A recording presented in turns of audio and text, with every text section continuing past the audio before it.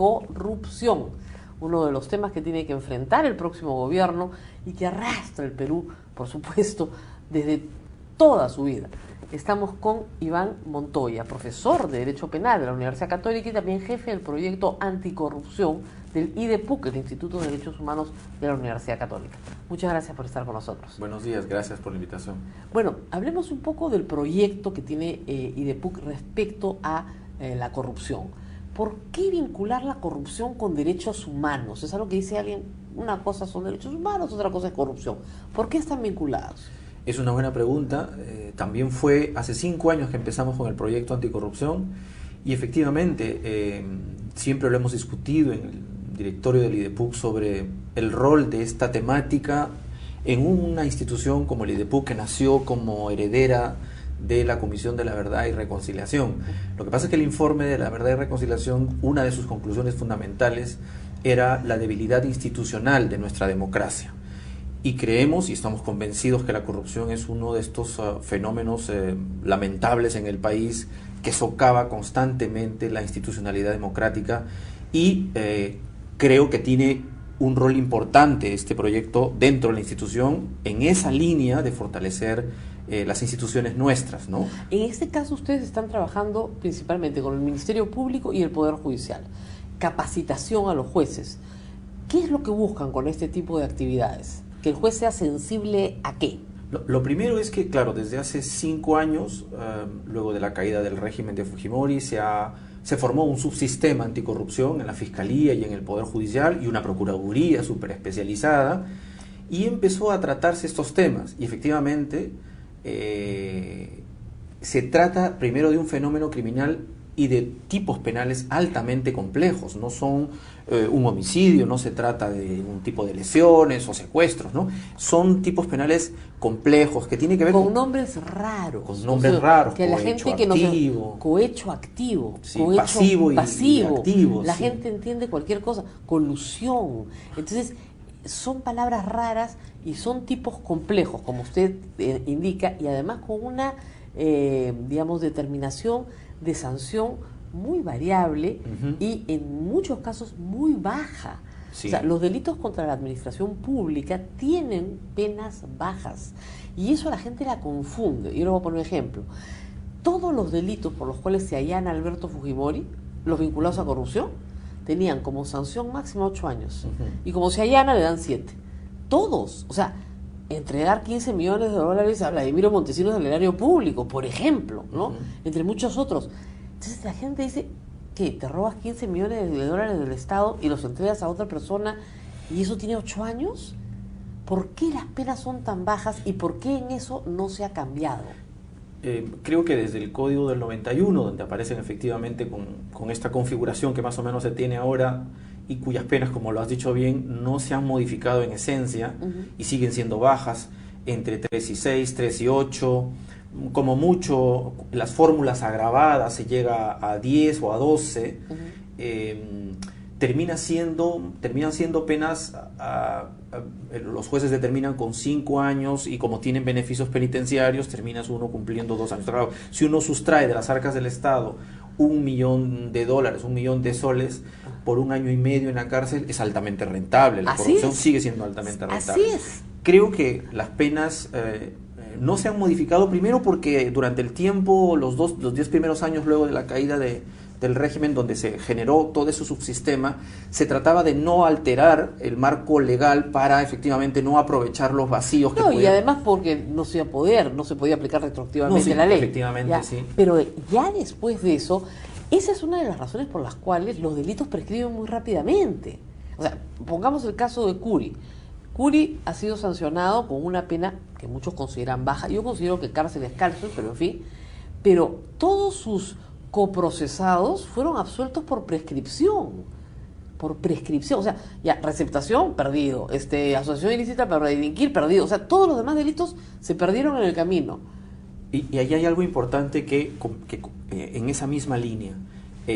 Las penas son bajas, y a pesar de que hay un grupo de delitos que la Constitución y nuestro Código Penal dice que se duplica el plazo de prescripción cuando afectan el patrimonio del Estado. Así es.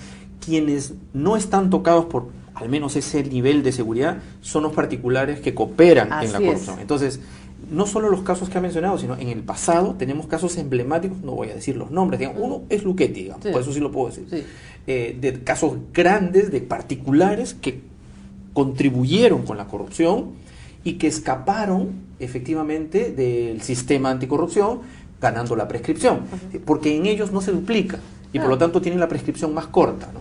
Ahí también hay que hacer modificaciones especiales. Entonces, a la norma, ¿no? La conclusión sería que para enfrentar la corrupción correctamente en el próximo quinquenio hay que hacer una revisión del Código Penal.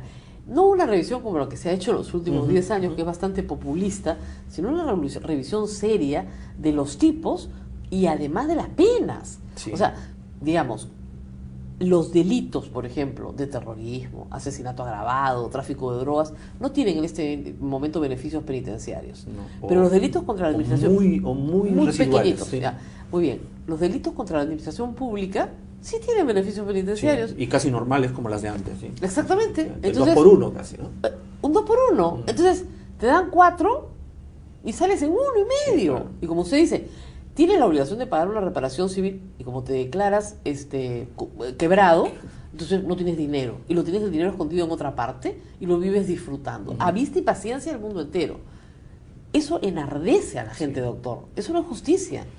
La corrupción, para enfrentarla, no solo tiene que haber penas severas y que efectivamente se cumplan, beneficios, no digo que no deban haber beneficios, pero efectivamente rígidas, pero también debe haber ese elemento final que termine estrangulando la rentabilidad de la corrupción, incluso sus posibilidades. Lo que pasa es que una persona que sale de la cárcel parece que sale intactamente con el prestigio de antes. Es un tema que es impresionante. No hay una sanción social, eso también lo he visto muchas veces. Eso es importante, no parece haber, termina en las revistas, siendo entrevistado, en algunos medios de comunicación, volviendo a ser famoso. Eso es una cosa que a mí también me enerva. Hay un problema de sanción social, es verdad. Que es importante para coadyuvar con el sistema formal, ¿no? Ahora, estamos hablando de la corrupción que se puede detectar, pero hay otra que es indetectable o muy difícil de detectar. Y yo quería ponerle el caso de Guatemala. Guatemala tenía una experiencia impresionante, ha traído una comisión de Naciones Unidas que terminó determinando que el presidente de la República era un corrupto y que tenía que ir preso, con la vicepresidenta también. Y se convocaron a nuevas elecciones. Por supuesto hubo un ministerio público, hay una fiscalía y unos jueces muy valientes que apoyaron, ¿no es cierto?, esta investigación. ¿Es posible hacer algo en el Perú así? Tenemos expresidentes que están procesados, o sea, Alejandro Toledo está procesado. La esposa del señor Humala no está acusada todavía, pero probablemente lo esté. Tenemos al señor Alan García que cuando el señor Peláez era fiscal, hacía que lo investigara, ¿no? Para que haya cosa decidida y ya se acabe el problema. Pero que perfectamente puede ser investigado. O sea, tenemos personajes de la política pública de muy alto nivel bajo sospecha. No podemos pedir ayuda a Naciones Unidas para terminar con este asunto. Ese es un planteamiento interesante, ¿no? No olvidemos, Rosa María, que los primeros 6-7 años después del 2000, todo el subsistema anticorrupción, Procuraduría, Fiscalía y Poder Judicial, terminaron no como hubiera querido uno, pero impactando severamente el sistema. Y tenemos un expresidente preso y hasta ahora sólidamente preso. Así es, ¿no? Eso es intachable. Y además es verdad que se armó un sistema sobre la marcha, con pocos recursos, con gran riesgo para los jueces. Con marco normativo viejo incluso. Exactamente, con riesgo de vida para los jueces, para los fiscales, enfrentando a un Montesinos que estaba en libertad. O sea, sí lo hemos podido hacer. Sí lo hemos podido hacer, pero digamos, se constituyó para ese régimen y luego uno ha visto como una, no le voy a decir una decadencia, pero sí una falta de interés. Sí, lo llamaba desaceleración. Exactamente. Una ola que se ha caído. Necesitamos una segunda ola, pero no debería llamarse olas, ¿no? Deberían ser permanentes y persistentes. Así es. Entonces, claro, sí se necesitan ajustes de segunda generación, podríamos decir así, en todas las instituciones y en el sistema mismo y en el marco normativo que hemos hablado anteriormente, para asegurar un funcionamiento eficiente como hubo, ¿no? Pero le pongo un ejemplo. Ustedes en la página tienen, la voy a enseñar en un ratito, seguimiento incluso hasta por regiones. Cajamarca. Señor Gallo Santos está preso hace 2 años. De lo que se ha observado, el peculado parece más que claro, ¿no? ¿Por qué no lo sentencian? Lo tienen en preventiva 2 años, ¿para qué? Para que finalmente lo saquen. Entonces, le han dado 7 meses de plazo para que lo terminen de juzgar. Pero ese es otro problema muy común en lo que es regional. Tenemos 5 presidentes regionales presos en este momento que no terminan de ser condenados nunca. Entonces, claro, van a salir porque simple y llanamente vencen los plazos para que puedan ser juzgados. Y son juzgados en libertad. Y finalmente prescribe. Eso no es justicia, pues. Sí, ahí tenemos cosas que ajustar, sobre todo también con el nuevo marco, el nuevo Código Procesal Penal, que tiene plazos más cortos en la investigación preliminar, los temas de prescripción que hemos visto de particulares y de aquellos delitos que no afectan el patrimonio, entonces también ahí el marco de prescripción es corto. Y además los procesos se tornan complejos y si no lo son por su propia naturaleza, los abogados de los procesados por corrupción los transforman. Miren, el caso Petroaudios, emblemático. Eso es efectivamente Todos salieron libres. Grosero, es muy grosero. Todos salieron libres. Todos salieron, negociaban, no hemos hecho un faenón, no, todos libres. Ahí yo intenté explicarme por qué esa dilación tan grosera y grande. Solo pude llegar a un nivel, ¿no? La Fiscalía al inicio intentó indagar toda una red, no solamente el caso Petroaudios, sino las licitaciones de hospitales en una tal región, en otra región. Esto del que mucho abarca, poco aprieta. Claro. Fue dándose cuenta que era difícil y fue acotándolo. Claro. De inicio debió tenerlo muy acotado. Claro, los otros abogados también quebraban algunas audiencias, recusaciones, se tornó efectivamente complicado. Claro, se cayó luego con la prescripción del funcionario realmente. Del funcionario público. Cuando el único funcionario público era Kimper, perdón. Y al caer para él, digamos, el caso, el resto fue un dominó. Claro, y arrastró a los demás. Y efectivamente, ya la sentencia, claro, no se cayó por prescripción, y eso fue la más grave, se cayó por un tema de valoración de prueba prohibida, absolutizando completamente los criterios sobre prueba prohibida. Yo estoy de acuerdo, efectivamente, pero el resto de pruebas que se actuaron, digamos, como para mí no son efectos reflejos, sino tenían su margen autónomo. Había márgenes para que una sala considerara y valorara el resto de actuados. Dijeron, todo es prueba prohibida, acá no hay nadie culpable. Eso fue durísimo, sinceramente. El caso más emblemático de corrupción del régimen de Alan García se cayó. Todos libres. Entonces, hay ahí una valoración distinta, porque fíjese, la gente no entiende, y me lo preguntan acá todo el tiempo los alumnos, ¿por qué a una señora que le da una cachetada a un policía la han metido presa 8 años? ¿No es cierto? Y a un señor que negocia un lote petrolero le dan libertad. O a otro señor que negocia una vía de, ¿no es cierto?, de peaje, ¿no? Con un postor único, resulta con 4 años de pena. Y además con beneficios, ¿no? La señora probablemente no tenga beneficios. Sí, efectivamente. No tiene beneficios. Tiene que comerse los 8 años en Santa Mónica. ¿Tiene algún sentido? No lo tiene. ¿Cómo le explicamos a la gente común y corriente eso, la desproporción en las penas del Código Penal? Hay desproporción en las penas y eso amerita efectivamente toda una reforma legislativa. El tema de la flagrancia, efectivamente, claro, hay delitos que se pueden detectar en flagrancia, aunque aquí, en el caso del tema que tú mencionas, sí hay una desproporción en las penas que me parece evidente, que hay que ajustar y reajustar.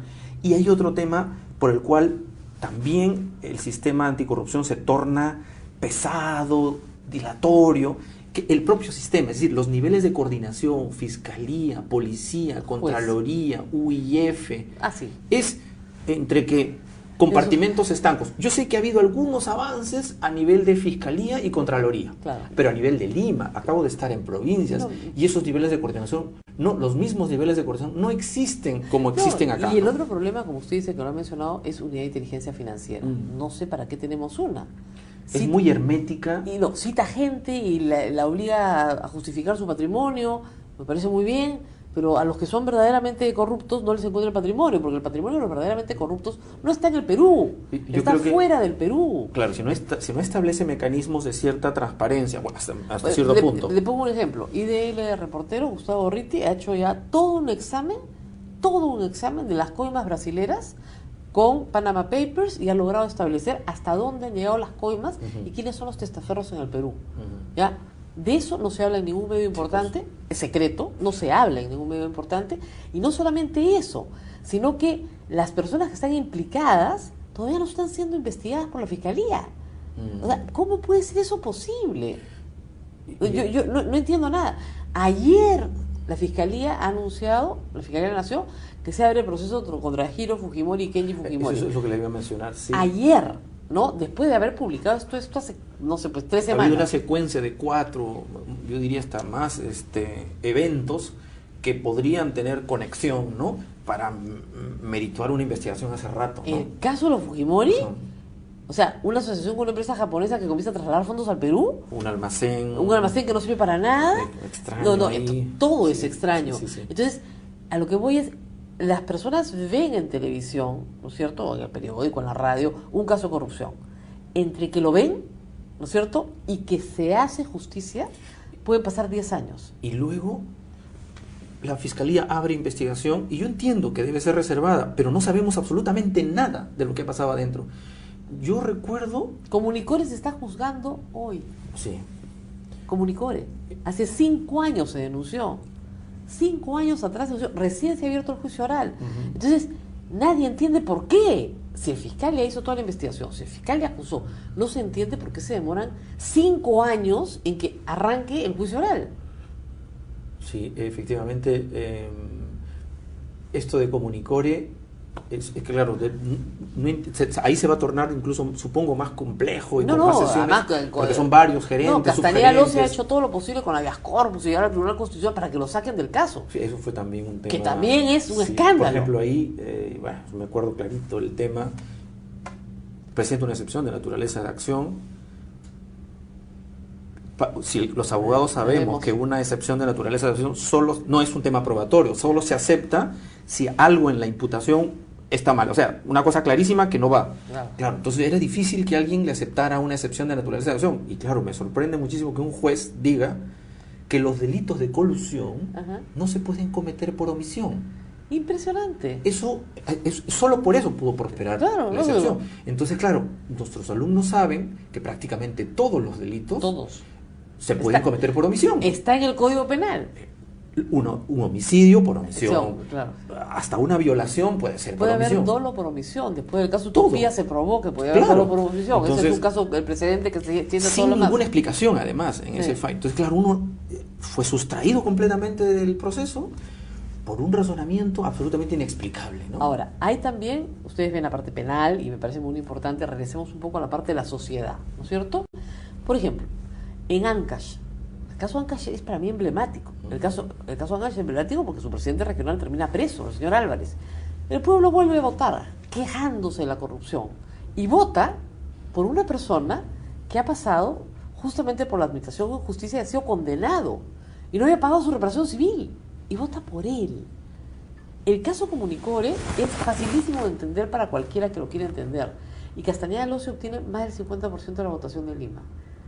O sea, como sociedad toleramos la corrupción. Ustedes tienen las encuestas acá y es muy interesante. Antes de irnos, no me pidan que me vaya tan rápido, hay una página web, les pido a los alumnos que la vean, en la página web de IDEPUC, ahí está el proyecto anticorrupción.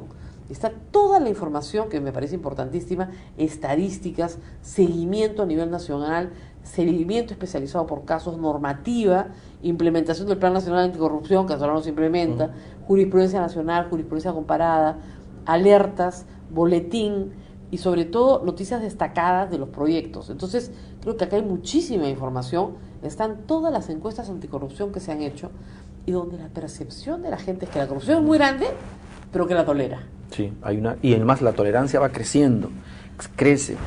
Creo que efectivamente lo último que dices es lo más triste. Portocarrero, nuestro sociólogo, tiene un texto muy bonito sobre los cómplices de la corrupción, los cómplices silenciosos, omisivos. No somos conscientes muchas veces de que desde lo pequeño, ¿no?, el permitirle el paso, el traspasarse la cola, los temas más simples incluso, hasta los más grandes, el pagar la coima al policía, se tornan en una situación en la que nos convierten en cómplices omisivos o a veces silenciosos de la corrupción, ¿no? Y creo que... Y por lo tanto toleramos la más grande. Y luego comenzamos a tolerar la más grande. Porque viene la famosa frase, roba pero hace obra, o... Que está presente en muchos de los estamentos. Claro, ¿no? o todos roban. Que Señora, todos roban. Como todos roban, elijamos alguno. Además, esa es la frase favorita de los corruptos, ¿no? Exactamente, todos porque roban. Es el intento de igualarte, ¿no? Claro, la homogenización. Y además, el mensaje más grave, Rosa María, es no se puede hacer nada contra la corrupción. Eso es mentira. Cuando esa idea cala en la cabeza, ya nos vencieron, ¿no? Claro. Bueno, quedémonos con esa idea, sí se puede. Y esperemos que este gobierno sí pueda. Hay experiencias en las que se puede. Así es, hay muchas cosas que se pueden hacer, desde cambiar la normatividad, desde entrenar mejor a jueces y fiscales, mejorar el sistema y de hacerlos coordinación. coordinar. La Contraloría denuncia a veces cualquier cosa, ¿no es cierto?, sin mucho fundamento. Cuando hay casos muchísimo más grandes e importantes que denunciar, la unidad de inteligencia financiera trabaja sola, nadie sabe qué está haciendo. En fin, un mejor nivel de coordinación, un mejor sistema de lucha anticorrupción. Y si no se puede, pedir auxilio. Siempre se puede pedir auxilio. Yo creo en el auxilio extranjero, ¿eh? En este caso, a veces una misión resuelve las cosas más rápido de lo que creemos. Bueno, muchísimas gracias, profesor Iván Montoya, por haber estado con nosotros. Ustedes pueden revisar la página de IDEPUC, tiene contenidos muy interesantes, y sobre este hay una zona especial de la página dedicada al proyecto anticorrupción.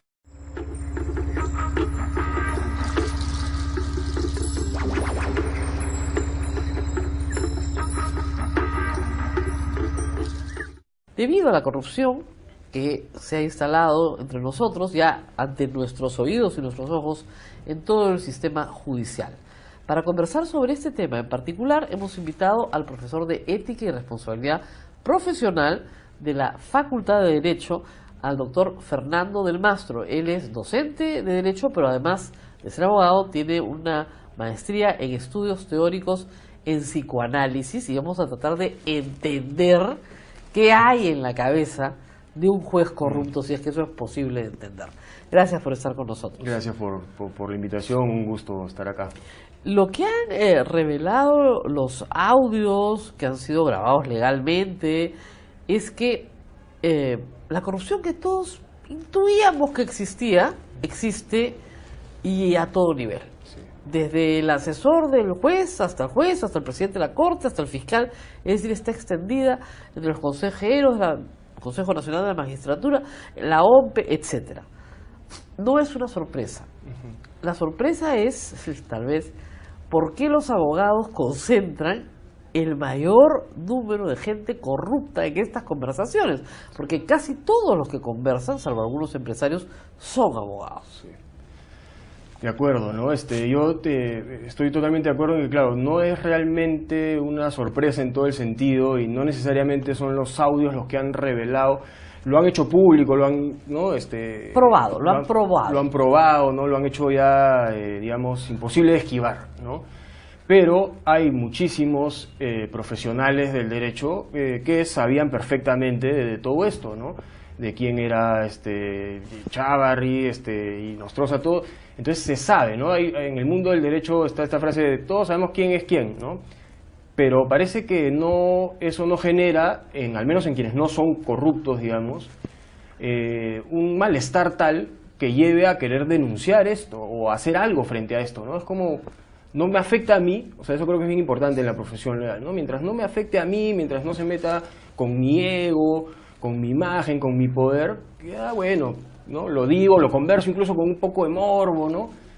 Pero tanto tiempo, esto nos debe llamar a la reflexión, ¿no? Tantos años y tanto tiempo sabiendo tanta gente de esto, sin que hayan sentido la necesidad, ¿no? La necesidad, el malestar vocacional, no sé. Porque si uno tiene la vocación centrada en la justicia, claro, ve que alguien está pagando y ganando porque paga, eso es lo contrario a lo que anima a nuestra profesión, ¿no? Ahora, muchas no veces, se dice, ¿no? muchas veces se ha denunciado ante la OCMA, que es la oficina, digamos, del control de la magistratura. Pero como la OCMA es una entidad manejada por los propios jueces, no se llegan normalmente a resultados tan valederos, tan importantes, ¿no es cierto? O se acumula, ¿no es cierto?, para el proceso de ratificación de jueces, pero que luego hemos visto se controla a través del control de los consejeros. Ahora, hay una pregunta que mucha gente me hace y de repente la podemos resolver acá. ¿Por qué los alumnos de Derecho de la Universidad Católica no van al Ministerio Público ni al Poder Judicial? Bueno, es una pregunta compleja esa. Yo creo que tiene que ver con, en parte, quiénes están a cargo de la docencia. O sea, no se gana mal, ojo, ¿ah? O sea, cualquiera que nos vea puede pensar que un juez peruano gana más.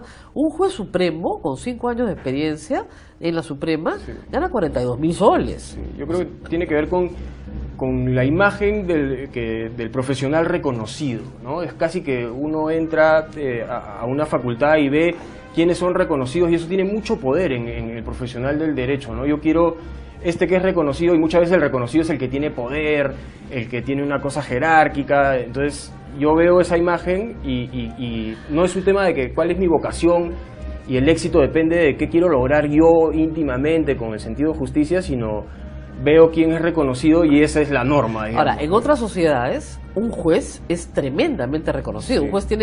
Un juez de primera instancia tiene reconocimiento social, es decir, su comunidad lo respeta. Se le considera un hombre honesto, se le considera un hombre justo. Sí. En sociedades, obviamente, mucho más civilizadas que la nuestra. En la nuestra, el juez no tiene respeto social. No lo tiene, ¿no? Y menos aún en ámbitos donde lo que está más prestigiado es una práctica privada, ¿no? A los jueces más bien se les ningunea, ¿no? Es como que, esto es corrupto, todo eso es corrupto, pero es interesante, ¿no? Porque dice, todo esto es corrupto y como que se ningunea, pero no hay, oye, todo esto es corrupto, deberíamos entrar a luchar por cambiar el derecho que está tan contrariado a sus fines esenciales. Entonces no hay una voluntad de cambiar. Pasa lo mismo que con la política, ¿no es cierto? O sea, ustedes hacen una encuesta y el 40% de la gente dice, no me interesa la política. ¿Y por qué no te interesa? Porque es muy sucia. Claro. Entonces, sin embargo, la política rige tu vida, claro, ¿no? Sí. Hay una evasión social de determinados temas que preferimos no tratar. Sí, yo creo que sí. ¿A nivel profesional y a nivel personal? Sí, yo creo que sí. Y creo que hay algo bien importante en esto, que es que, claro, uno ve esta corrupción y ve la corrupción como si fuese una cosa exterior que no nos toca. Y yo creo que sí nos toca creo que a todos, a todas, y no solamente a la profesión legal, y no solamente al mundo del derecho, sino al mundo de la norma. O sea, por ejemplo, en la familia, en la escuela, la disciplina escolar. Ahí es donde la experiencia que uno tiene con las normas va dejando huellas. Entonces uno puede aprender, por ejemplo, que quien tiene poder no tiene que cumplir la norma. Y quien no lo tiene, si le reclama a quien tiene poder, suena. O sea, claro, a callar. Uno aprende a callar, uno aprende a leer la norma según lo que me conviene. O sea, ¿cuántos tenemos eso? O sea, cuando en juego está nuestro pellejo, cuando en juego está nuestra imagen, el texto de la norma lo leemos según lo que sirve para defendernos, para no malograr nuestro placer, ¿no? Estoy yendo a la playa con un grupo de amigos, lo he planeado hace meses, me para el policía y pucha, bueno, ahí sí, ¿no? Pero cuando veo afuera, es como una especie de proyección de la sombra, ¿no? Yo creo que hay un psicólogo, psicoanalista, Carl Jung, que él decía, los conflictos que vemos afuera, lo que nos indigna afuera, hay que aprender a verlo adentro. Y yo creo que ahí todos, en toda instancia, tenemos unas fallas éticas, no sé si llamarlo así, pero... Claro, es algo así como que si lo hago yo, sí puedo, pero los demás no pueden. Exacto, ¿no? O sea, es una especie del imperativo moral categórico inverso. Claro. O sea, sí, algo así. Hago universal lo que está mal, pero que en realidad no quiero que sea universal. Solamente yo lo puedo hacer, sí, aún cuando yo sepa que está mal. Exacto, ¿no? Pensemos en la disciplina escolar, ¿no? Es como uno es muy indulgente con la propia falta de ética, ¿no? Uno la bloquea, la reprime y no la ve, ¿no? Uno no ve su propia sombra y más la ve en el otro, ¿no? La ve en el Estado, la ve donde también está, ¿no? O sea, evidentemente. Pero eso no quita que también esté en nosotros y que el trabajo que haya que hacer sea general. Yo creo que, por ejemplo, no sé si esto lo llega a ver alguien en el Ministerio de Educación, pero algo que a mí me parece muy necesario es hacer un diagnóstico de cómo se está formando el vínculo con la norma y con la autoridad en las escuelas y en la disciplina escolar. Claro. Porque ahí, o sea, hay informes de la Defensoría del Pueblo, diversas investigaciones que muestran que todo lo malo en nuestra relación con la norma está presente ahí, ¿no? Entonces, después más bien o sea, ¿por qué se cumple la norma y por qué no? Cumplo la norma porque si no hay sanción, ¿no? Y la norma es algo que viene de arriba, la cumplo porque si no me sancionan, no porque tenga un sentido, porque... Ahora, nos genere una convivencia. Aún ¿no? podrías tener hasta una ética utilitaria, es decir, cumplo la norma porque a todos nos conviene cumplirla, porque si no la cumplimos, viviríamos en el caos, ¿no? Allá es una ética, si quieres, hasta utilitaria, es decir, hago cola porque sé que me va a esperar, en algún momento me van a atender. Si yo salto sobre todos los demás saltan sobre mí, nos agarramos a golpes en la cola, no tienen a ninguno. Entonces, aun cuando haya una distinción utilitaria, bastaría esa para poder asegurar la convivencia social. El problema es que ni siquiera tenemos esa convicción autoritaria. Es decir, si puedo saltarme la cola, me la salto de todas maneras. Sí, y eres el más vivo, ¿no? Hay toda una lógica de reconocer al que sabe bypasear al derecho, al que puede pervertir la ley, al que la logra hacer, ¿no? Eso es reconocido como una virtud, como una destreza, claro, pero no a quien hace lo correcto. Pero mira, incluso algunos pedidos de Nostroza son cosas que él podía conseguir regularmente. Necesitaba un certificado de antecedentes penales para poder viajar. Tenía que ir a pedirlo, o sea, lo pides en un ratito, no duran 5 minutos el trámite, ¿no? Pero él tenía que pedírselo al fiscal Chávarri, porque él era importante. Entonces él no va a ventanillas, él no hace colas, a él se lo traen a la oficina. Entonces, como tú dices, ¿qué está haciendo ahí? Está imponiendo un mecanismo de reconocimiento. Miren qué poderoso, ¿no? Yo soy importante, a mí me traen el certificado, es una tontería, pero o sea, revela el grado de utilidad que le da al cargo para que él tenga reconocimiento de sus pares. De sus pares, porque el resto no tiene. Ahora, lo que ha habido en estos audios, que lo vemos todo el tiempo, es una especie de cadena perpetua de favores. Yo te favorezco, tú me favoreces. Yo te favorezco, tú me favoreces. ¿Por qué hemos llegado a eso? Es decir, no, es ancestral. No es reciprocidad, es cadena de favores para el mal. Yo coloco a tu persona que me pides que te coloque, tú me colocas a la mía.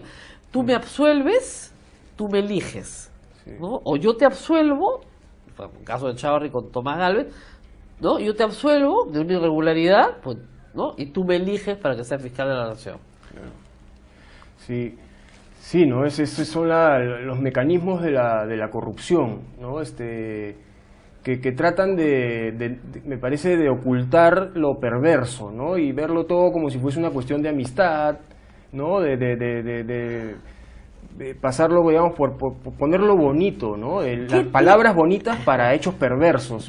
Y de eso no solamente, o sea, igual esto del amiguismo y de los contactos como algo de prestigio también, y mira quién llamo, y mira cómo te doy el celular de tal, eso es como que construye una especie de ego, ¿no? El ego termina siendo la norma fundamental, ¿no? El ego, el poder, que no solamente está en esos ámbitos, ¿no? O sea, ¿cuántas personas utilizan contactos para saltarse colas y para evitar estar con el resto que no tiene poder, ¿no? Entonces eso es tremendamente injusto, porque la idea del derecho es que todos estén en situación de equilibrio, ¿no? Entonces, si tú tienes que hacer la cola, si tú tienes que hacer el pedido por mes de partes, pero no, yo conozco a tal, entonces llamo al ministro y me consigue, ¿no? Entonces sí, ¿no? Como una especie de la valoración personal muy asociada al poder, ¿no? Y estar bien con el poder, que el poder me mire bien, ¿no? Porque uno podría decir qué poderosos son todos estos jueces, pero en verdad su juicio profesional es un juicio profesional sometido al poder.